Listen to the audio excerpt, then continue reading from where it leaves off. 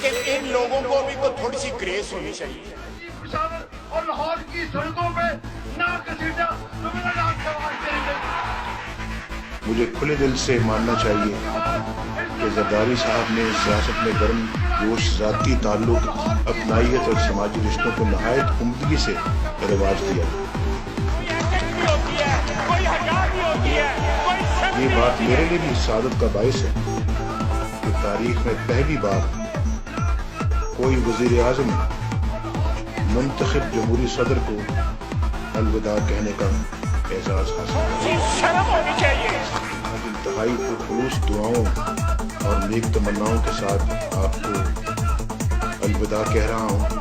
मुझे यकीन है कि आपकी जमात, आपकी क़यादत और रहनुमाई में थोड़ी सी एथिक्स होनी चाहिए, थोड़ी सी शर्म होनी चाहिए। एक दूसरे की शक्लें क्यों देखते हैं, कोई शर्म करो। कि इलेक्शन के पहले के मियां किस किस्म की बातें करते थे, इलेक्शन के बाद के मियां साहब क्या कहने था, सुनिएगा। एक मवाजना है दोनों का। मैं ये समझता हूँ कि हमारे पास अल्लाह के फजल करम से एक टीम है, तजुर्बाकार लोगों की टीम है।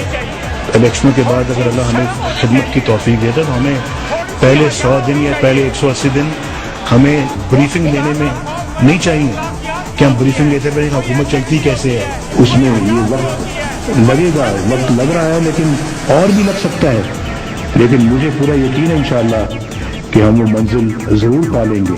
पहले दिन जाके मैं ये ब्रीफिंग नहीं दूंगा कि कौन कौन से महकमे इतने अखराजात उनके बढ़ गए हैं तो उनको कैसे कम किया जाए। हमें पता है कहाँ बढ़ गए हैं, कैसे कम करना वो भी हमें पता है अल्लाह के फजल करम से। मुझे इन मसाइल के हल के लिए आपकी ठोस तजावीज़ और मशवरे भी दरकार होंगे।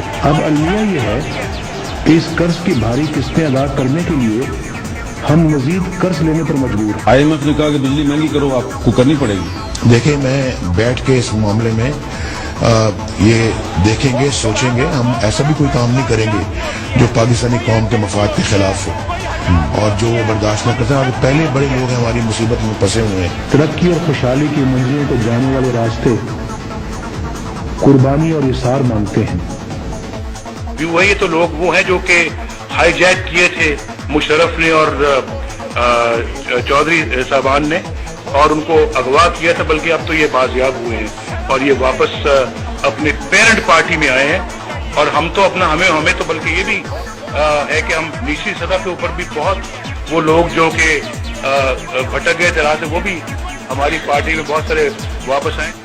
नवाज शरीफ साहब पीपुल्स पार्टी को पंजाब हुकूमत से अलहदा करने का ऐलान करते वक्त यूनिफिकेशन ब्लॉक वालों के मुतालिक कुछ ये कह रहे थे नाज़रीन कि ये हमारे अपने ही हैं, हमारे पुराने हैं कि जो अब वापस आ रहे हैं। मैं इनको खुशामदीद कहता हूँ।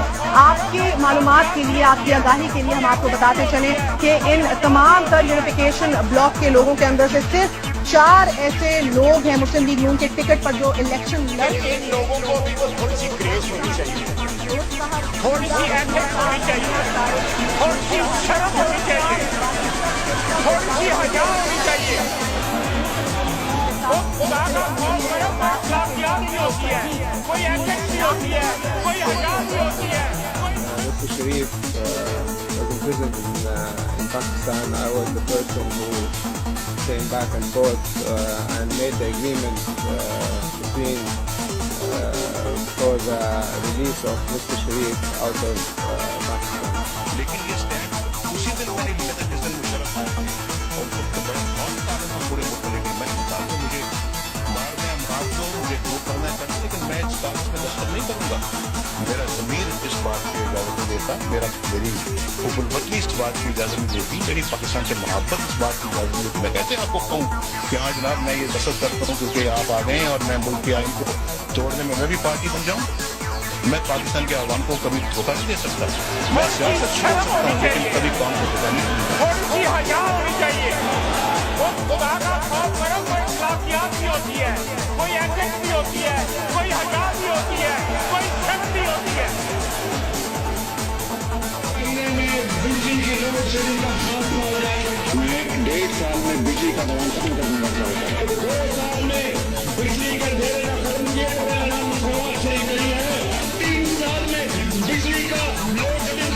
इन लोगों को भी तो थोड़ी सी ग्रेस होनी चाहिए, थोड़ी सी एथिक्स होनी चाहिए, سی شرم ہونی چاہیے, تھوڑی سی حیا ہونی چاہیے.